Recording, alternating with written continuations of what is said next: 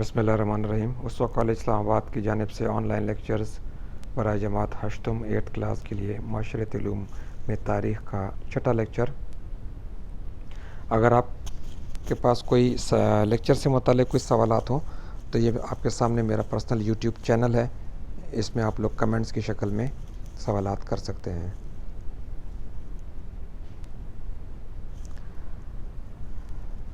آج کا ٹاپک ہے ہمارا میثاق لکھنؤ۔ پہلی جنگ عظیم جو کہ 1914 سے 1918 کے درمیان لڑی گئی، اس کی وجہ سے جو بر صغیر میں ہندو اور مسلمان تھے ان کی سوچ میں بڑی تبدیلیاں پیدا ہوئیں۔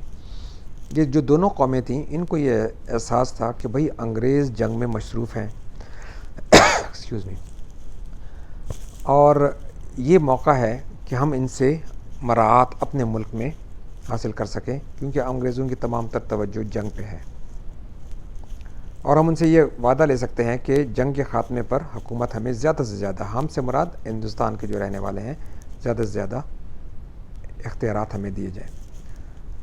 تو انہوں نے یعنی کہ ہندو اور مسلمانوں نے آپس میں تعاون کرنے کے لیے کہ ارادہ ظاہر کیا، آمادہ ہو گئے۔ قائد اعظم جو تھے اس دور میں کانگریس کے بھی رکن تھے اور مسلم لیگ دونوں کے بھی رکن تھے، اور ان کی کوششوں سے 1915 میں مسلم لیگ اور کانگریس کے اجلاس بیک وقت بمبئی میں منعقد ہوئے۔ دونوں سیاسی جماعتوں کانگریس اور مسلم لیگ نے مشترکہ مفاد کی باتوں پر غور کرنے کا فیصلہ کیا، ان باتوں پر جن میں مسلم لیگ یعنی کہ مسلمانوں کا بھی فائدہ ہے اور ہندوؤں کا بھی فائدہ ہے۔ 1916 میں دونوں سیاسی جماعتیں یعنی کہ مسلم لیگ اور کانگریس انہوں نے ان کا دوبارہ جو اجلاس ہوا لکھنؤ میں، مشترکہ اجلاس ہوا، اس موقع پر دونوں جماعتوں کے درمیان میں ایک معاہدہ ہوا جس کو ہم تاریخ میں میثاق لکھنؤ یا لکھنؤ پیکٹ کہتے ہیں۔ اس کے جو اہم پوائنٹس تھے وہ یہ تھے کہ کانگریس نے مسلمانوں کے لیے جداگانہ انتخاب کا اصول تسلیم کر لیا، اس سے پہلے نہیں مانتی تھی۔ دوسرا پوائنٹ، کانگریس مرکزی قانون ساز اسمبلی میں مسلمانوں کو 1/3 نمائندگی دینے پر رضامند ہو گئی۔ اس سے پہلے وہ کہتے تھے کہ 25% مسلمانوں کی نمائندگی ہونی چاہیے کیونکہ وہ آبادی 25% ہے۔ اصول توازن پہلے بھی ہم ذکر کر چکے ہیں، اس پر بھی رضامند ہو گئے۔ اصول توازن سے مراد ہے کہ اگر کسی علاقے میں کسی قوم کی تعداد بہت کم ہے تو اس کو اس کی تعداد سے تھوڑا بڑھا کر نشستیں وہاں پہ دی جائیں۔ مثال کے طور پہ اگر کسی علاقے میں کوئی قوم 10% ہے اور وہاں کی اسمبلی میں 100 میں سے 10 افراد ہی اس قوم سے متعلق ہوں گے، مگر اگر اصول توازن کو دیکھا جائے تو اس کو 10 کے بجائے 20% یا 25% کچھ ان کی تعداد کو بڑھا کر نشستیں دی جائیں گی۔ تو اصول توازن پر اتفاق ہو گیا۔ اب اس کی تفصیل آگے لکھی ہے کہ اس اصول کا مقصد یہ تھا کہ جن صوبوں میں مسلمان اقلیت میں ہیں وہاں مسلمانوں کو ان کی آبادی کے تناسب سے زیادہ نشستیں دی جائیں، اور جن علاقوں میں ہندو یا سکھ اقلیت میں ہیں وہاں انہیں زیادہ نشستیں دی جائیں۔ اگلا جو پوائنٹ، مرکزی یا صوبائی اسمبلی میں کوئی غیر سرکاری ممبر تو ٹھیک ہے وہ تو حکومتی رکن ہے، غیر سرکاری ممبر کسی دوسری قوم سے متعلق قرارداد یا بل پیش نہیں کر سکے گا۔ اگر مثال کے طور پہ کسی اسمبلی میں، مرکزی یا صوبائی اسمبلی میں کوئی ہندو ہے، وہ غیر سرکاری ممبر ہے، وہ مسلمانوں کے مذہب کے بارے میں یا مسلمانوں سے متعلق اگر کوئی قانون پاس کرانا ہے تو وہ نہیں کر سکے گا۔ مثال کے طور پہ مسلمانوں کی کسی مذہبی تہوار پر پابندی ہے تو وہ نہیں کر سکتا، یا کوئی مسلمانوں کو کوئی اور کچھ فائدہ دینے والی بات ہے وہ تب بھی نہیں کر سکے گا جب تک وہ ان مسلمانوں میں سے 3/4 افراد اس کی حمایت نہ کرتے ہوں اس بات کی۔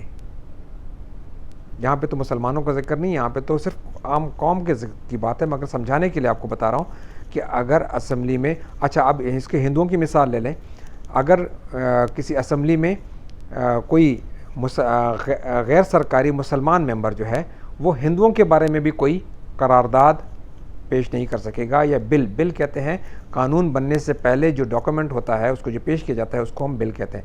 تو کوئی قرارداد یا بل پیش نہیں کر سکے گا، مسلمان ہندو کے بارے میں بھی نہیں کر سکے گا جب تک اس کو 3/4 ہندوؤں کی، اس اسمبلی میں جو 3 ہندو ہیں ان کی 3/4 ارکان کی حمایت حاصل نہ ہو. اب معاہدہ لکھنؤ جو ہے اس کو بہت بڑا قدم تھا. اس کے تحت جو ہے کانگریس نے مسلمانوں کو الگ قوم تسلیم کیا تھا، جو دوگانہ قوم تسلیم کیا تھا. تو اس کی بہت زیادہ اس حوالے سے اہمیت موجود ہے. اور ساتھ ساتھ اس کو چونکہ یہ معاہدہ مسلم لیگ کے ساتھ ہوا تھا، مسلمانوں کی ایک جماعت ہے، تو ایک طریقے سے کانگریس نے بھی یہ تسلیم کر لیا کہ مسلم لیگ مسلمانوں کی ہی نمائندہ جماعت ہے، اور کانگریس جو ہے وہ مسلمانوں کی نمائندگی نہیں کرتی. ہندو اور مسلمانوں کے مابین اتحاد کی فضا قائم ہو گئی اور دونوں نے مل کر مشترکہ مفادات کے لیے جدوجہد کا آغاز کر دیا. دونوں ہندو اور مسلمانوں کے مابین یہ پہلا اور آخری سیاسی سمجھوتا تھا.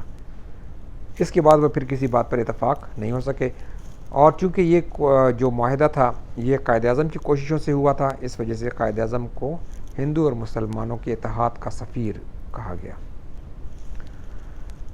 اگلا جو ٹاپک ہے تحریک اتحاد عالم اسلامی، پین اسلامک موومنٹ. 19ویں صدی کے آخر اور 20ویں صدی کے آغاز میں مسلمانوں کے چند مفکرین نے مسلمان اتحاد کے جذبے کے تحت ایک تحریک کا آغاز کیا جس کو تحریک اتحاد عالم اسلامی، پین اسلامک موومنٹ کہا جاتا ہے. اس تحریک کا آغاز جمال الدین افغانی نے افغانستان سے کیا، اور انہوں نے ہندوستان، مصر، عرب، ترکی اور فرانس کا سفر کیا. اس تحریک سے متاثر ہو کر مصر سے محمد عبدہ نے بھی اپنی اس کوشش کو آگے بڑھایا، جنہیں ملک بدر کر دیا گیا. وہ شام سے ہوتے ہوئے فرانس پہنچے، جہاں وہ جمال الدین افغانی کے اخبار کے ایڈیٹر بن گئے. تحریک اتحاد عالم اسلامی میں علامہ محمد اقبال کا نام بہت نمایاں ہے. آپ نے اپنی شاعری کے ذریعے بر صغیر کے مسلمانوں میں سیاسی شعور پیدا کیا اور پاکستان کا تصور دیا. علامہ محمد اقبال کی شاعری میں اسلام کی آفاقیت سے مراد ہر دور کے لیے اور ہر علاقے کے لیے اسلام کی خصوصیت ہے. آفاقیت اور مسلمانوں میں اتحاد کا پیغام موجود تھا. اس کے علاوہ ایک اور تحریک ریشمی رومال کے نام سے جو مشہور ہے، 1915 اور 16 میں کچھ طلباء اور سیاسی کارکن آزادی ہند کے لیے، انگریزوں سے قبضہ چھڑانے کے لیے، ہندوستان کی آزادی کے لیے کام کرنے کی غرض سے افغانستان پہنچے. ان میں مولانا عبید اللہ سندھی بھی شامل تھے. اس کے بعد ہندوؤں، جرمنوں اور ترکوں پر مشتمل ایک وفد بھی کابل پہنچا، جس کا مقصد افغان حکومت کو برصغیر پر حملہ کرنے کے لیے تیار کرنا تھا، تاکہ برطانوی حکومت ہندوستان پہ سے قبضہ چھوڑ دے.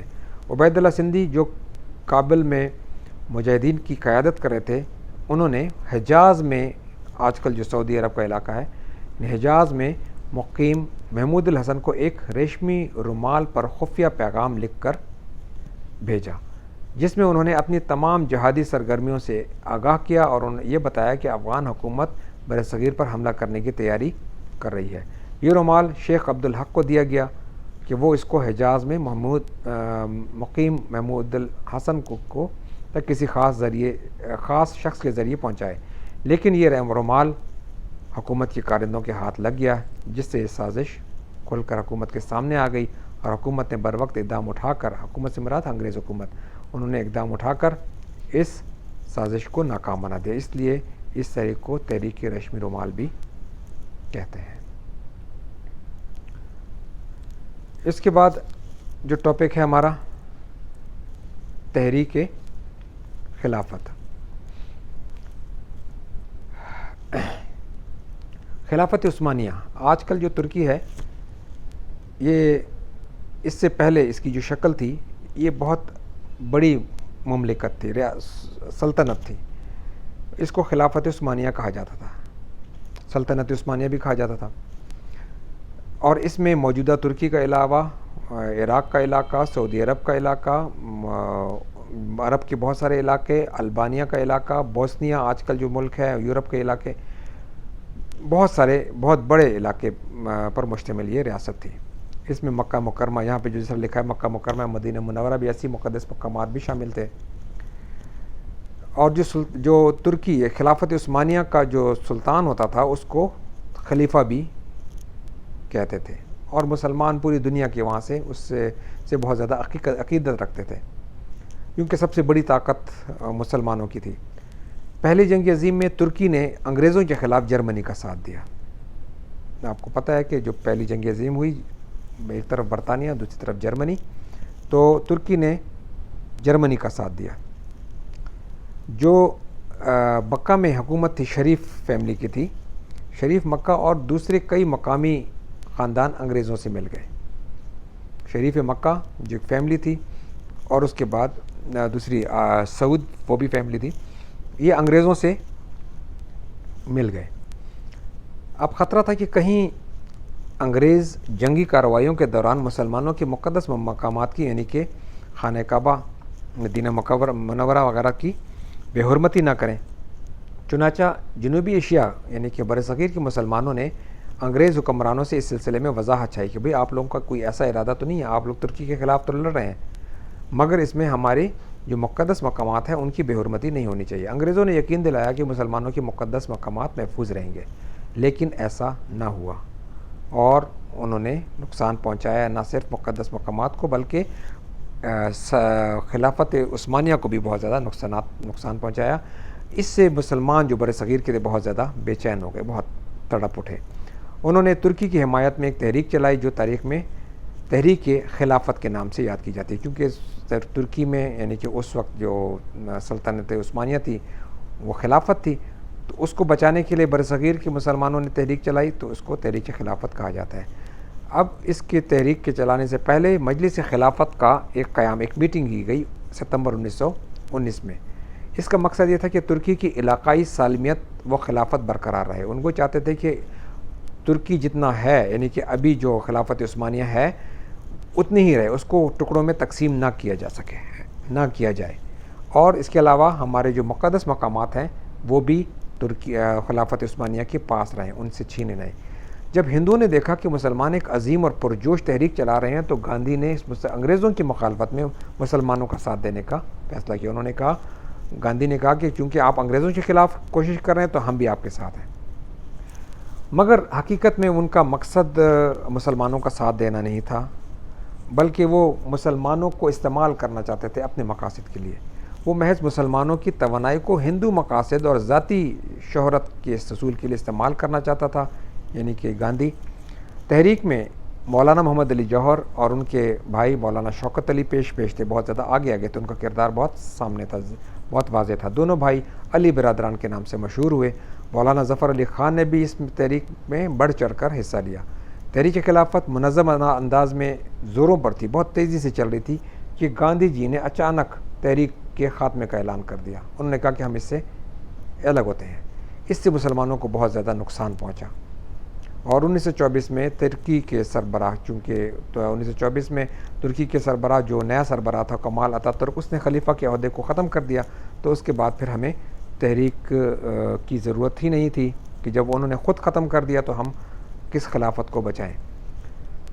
تو اس تحریک کے دوران بھی مسلمان اور ہندو بہت زیادہ ان میں اتحاد کا سامنے آیا، اور ہندو مسلمان بھائی بھائی کے نعرے لگے. اور مگر اس کے بعد جو ہے دوبارہ سے پھر مسلمانوں اور ہندوؤں کے درمیان جو اختلافات تھے وہ سامنے آنا شروع ہو گئے. ابھی کے لیے اتنا ٹاپک ہے، پھر اگلا ٹاپک جو ہے ہم نیکسٹ لیکچر میں کریں گے. شکریہ.